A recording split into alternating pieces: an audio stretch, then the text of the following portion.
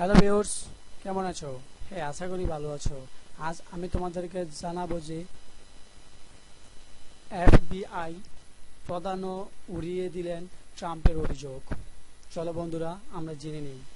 যুক্তরাষ্ট্রের কেন্দ্রীয় তদন্ত সংস্থার এফবিআই পরিচালক জেমস কর্মি প্রেসিডেন্ট ডোনাল্ড ট্রাম্পের ফোনে সাবেক প্রেসিডেন্ট বারাক ওবামার আড়ি পাতার অভিযোগ নাকচ করেছেন।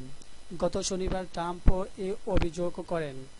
আজ সোমবার বিবিসি অনলাইনের খবরে জানানো হয়, কর্মী যুক্তরাষ্ট্রের বিচার বিভাগের প্রতি ওবামার বিরুদ্ধে আনা অভিযোগ প্রত্যাখ্যান করার আহ্বান জানিয়েছেন।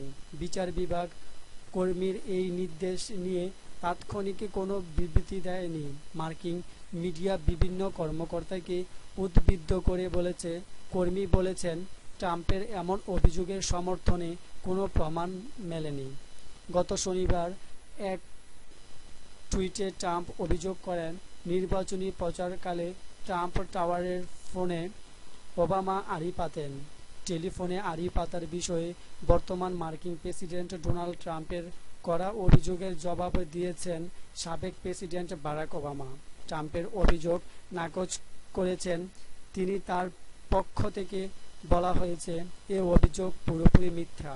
ট্রাম্পের নির্বাচনী প্রচারে রাশিয়ার যোগ সাজস্য নিয়ে একসঙ্গে তদন্ত করেছে এফবিআই ও কংগ্রেস।